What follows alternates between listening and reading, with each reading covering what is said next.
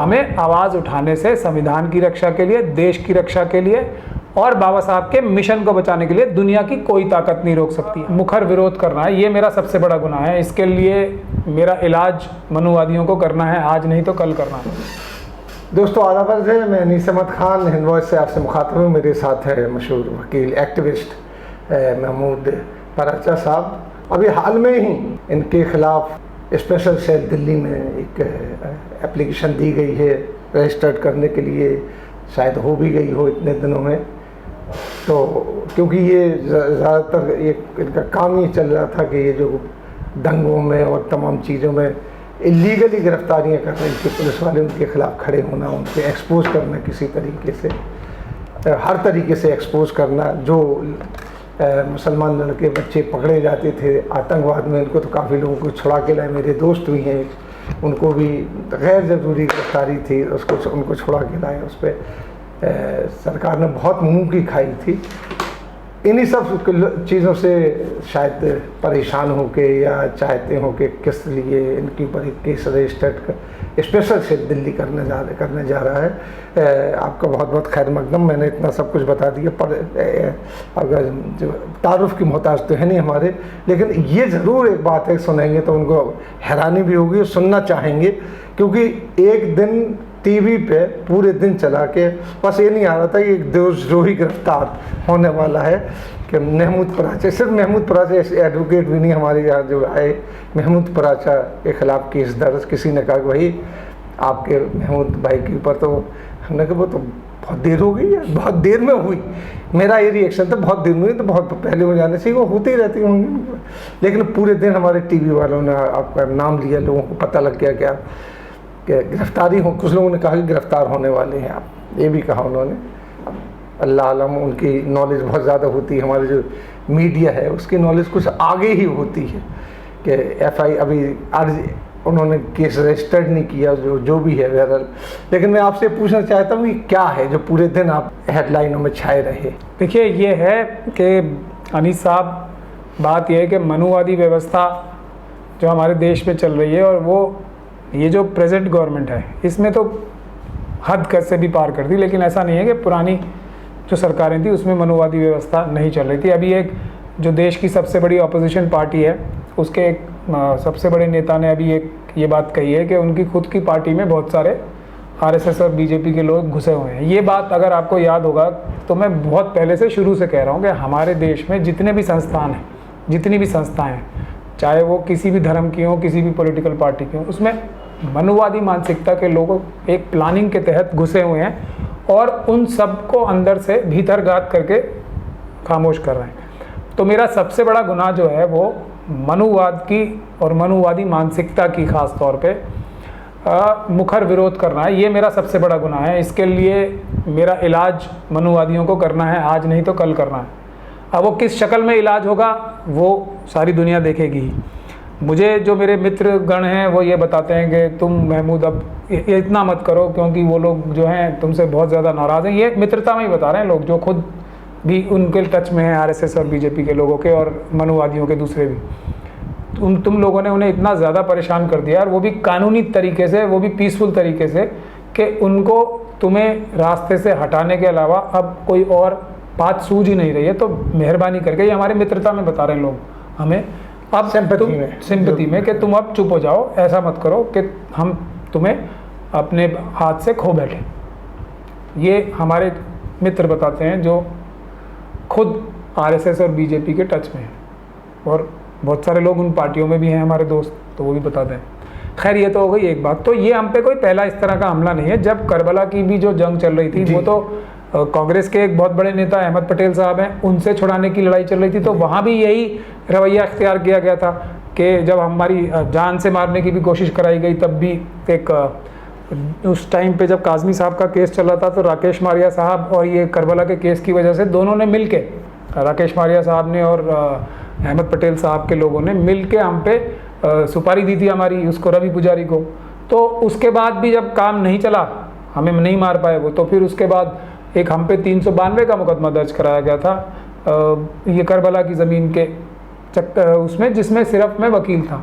तो वही कार्रवाई, ये तो गुजरात मॉडल है, आप समझ लीजिए इस बात। ये गुजरात मॉडल है, और गुजराती जो मानसिकता है वो हमारे खुद अहमद पटेल साहब भी गुजरात से ही आते हैं।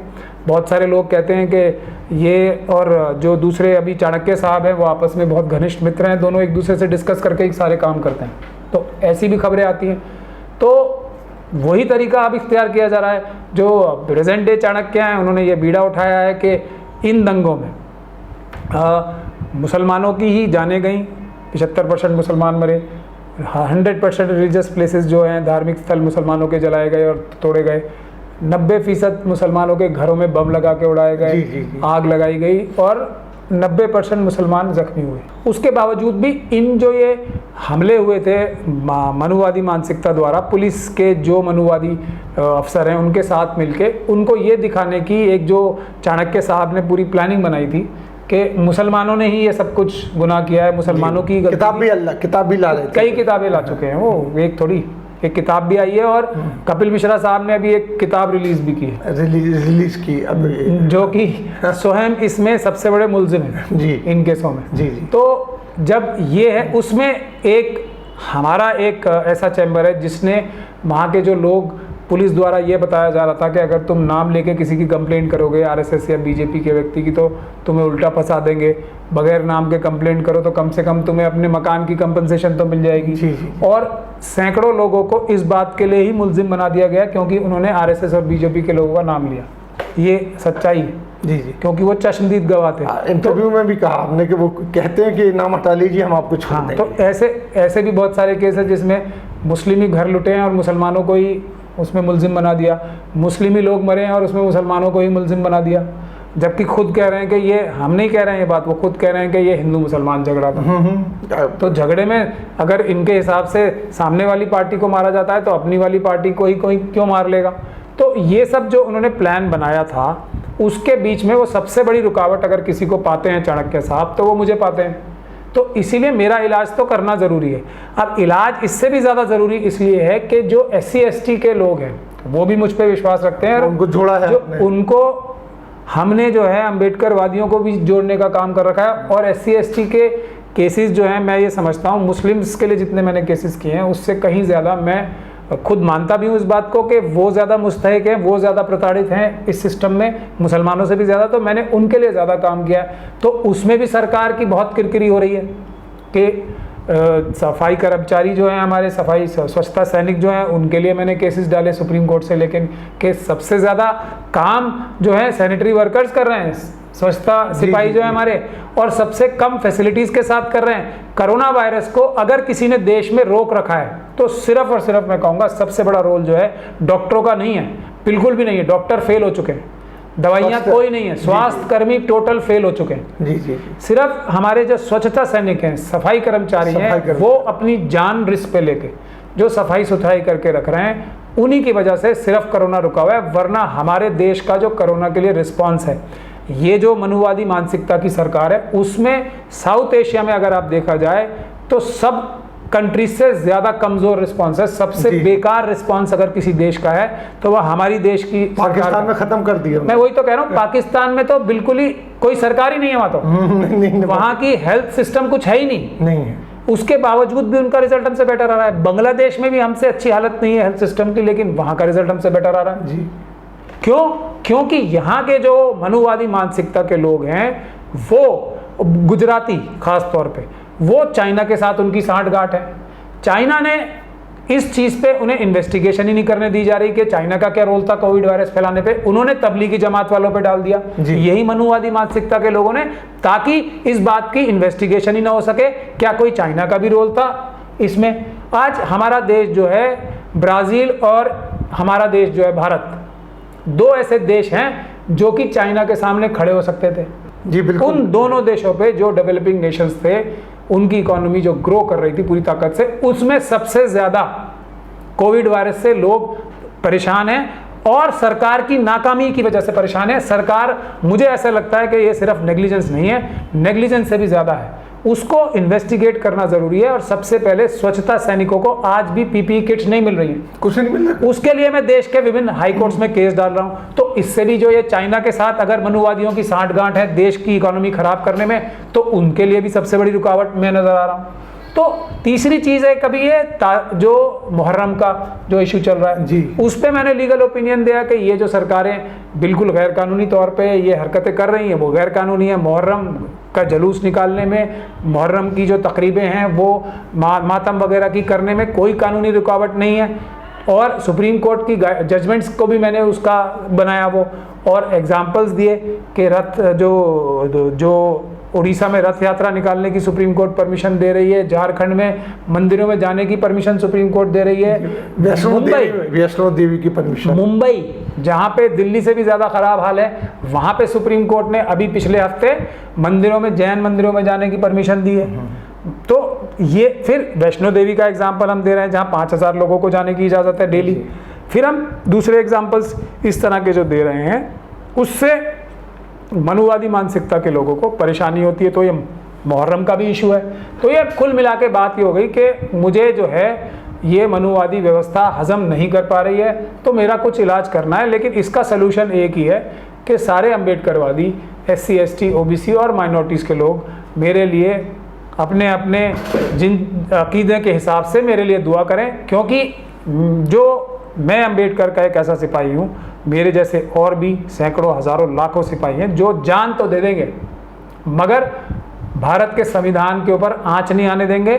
अम्बेडकर साहब का जो मिशन है बराबरी का और इंसाफ का, उसके ऊपर हम अपनी जान न्यौछावर करने के लिए तैयार हैं और हम किसी से डरते वरते नहीं हैं। जो गलतफहमी में है ये मनुवादी, इन मनुवादियों का काम सिर्फ झूठ बोलना, पैसा चुराना और लोगों को बहकाना, लड़वाना है आपस में। हम लोग इनसे डरते वरते नहीं हैं बिल्कुल। तो एकदम सब लोग अपने हिसाब से अपना अपना काम करें, ये बदतमीज़ी की हरकतें बंद कर दें। अभी आपने 15 अगस्त को संविधान बचाओ के लिए अपने एक पूरा एजिटेशन चलाया, तो कहीं इसका भी तो ये नहीं है क्यों आप संविधान सिखा रहे हैं? वो भी, क्योंकि ये तो संविधान को मान ही नहीं रहे हैं। वो तो सबसे बड़ी पीड़ा है ही इनकी। और ये हमने ये भी कहा है कि CAA NRC का जो नागरिकता का और जो संविधान बचाने का जो वो था हमारा एजिटेशन, वो रुका नहीं है और पहले से ज़्यादा बड़े पैमाने पे शुरू होगा। तो ये भी मैं पहला व्यक्ति हूँ जो ऐसा बोल रहा है, तो उससे भी उन्हें तकलीफ़ है। तो हम जो है पूरी तरीके से यदि कानूनी तौर पे कोई काम कर रहे हैं, शांतिपूर्ण ढंग से काम कर रहे हैं, तो हमें आवाज़ उठाने से संविधान की रक्षा के लिए, देश की रक्षा के लिए और बाबा साहब के मिशन को बचाने के लिए दुनिया की कोई ताकत नहीं रोक सकती। हम इस पर भी अभी बड़ी आवाज़ उठा रहे हैं। सरकार को उससे भी बड़ी परेशानी है कि चाइना हमारी इतनी सारी ज़मीन खा के बैठ गया है और ये सरकार जो है झूठ बोल के हमारी ज़मीन बार बार चाइना के हाथों चोरी करवाई जा रही है। कम से कम माने तो जनता जागे, तो हम खुद ही चाइना की तरफ मार्च करने वाले हैं अभी अपनी ज़मीन वापस लेने के लिए। तो ये सब चीज़ें ऐसी हैं जो कि गुजराती मानसिकता के, जो मनुवादी मानसिकता के लोग हैं, उनको सबसे बड़ी परेशानी है हमसे और हमें उनको रोकना पड़ेगा, क्योंकि वो देश के दुश्मन हैं, हमारे संविधान के दुश्मन हैं। बहुत बहुत शुक्रिया और महमूद भाई आपका, और मेरी दुआएं हैं कि आपके साथ ऐसा कुछ नहीं हो, और होता है तो उसके लिए आप सक्षम है कि आप उससे बच जाएंगे, क्योंकि आप वो सब चीज़ें उठा रही हैं इस वक्त जो देश के लिए ज़रूरी हैं, जिनके ऊपर पर्दे डाले जा रहे हैं। कम्युनलिज्म इतना फैल गया है। आज ही की खबर है कि हमारे ऊपर कर्जा 91% कर्जा हो गया देश के ऊपर। अब कुछ रह गया कि 100% कर्जे में हम आ जाएंगे। और ये लोग, और आज ही की खबर है कि जो फेसबुक का आया है कि फेसबुक में सबसे ज़्यादा विज्ञापन देने वाली भाजपा है।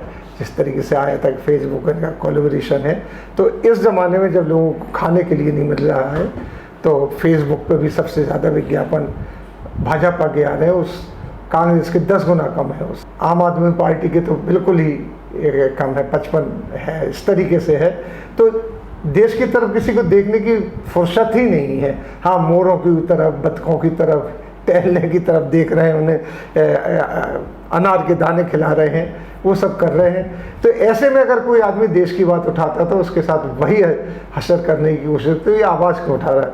बस महमूद भाई, आपकी यही गलती है कि आप वो आवाज़ें उठा रहे हैं जो वो नहीं चाहते कि उनको उठाना चाहिए। अब वो क्यों चाहते हैं, कैसे चाहते हैं, वो तो एक बात अगली बार आपसे बात होगी।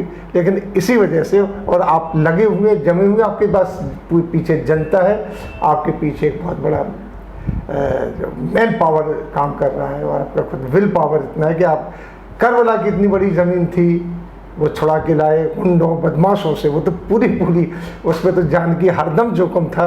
तो इस सब के लिए आप लगे हुए हैं और लगे रहें, हम लोगों का साथ आपके साथ है। इसी के साथ हमें विदा दीजिए, अगले में फिर हाजिर होंगे नए अपडेट के साथ। और दुआ कीजिए कि महमूद पराचा साहब सब चीज़ों से सुरखरू होकर निकले और हमारे साथ रहें।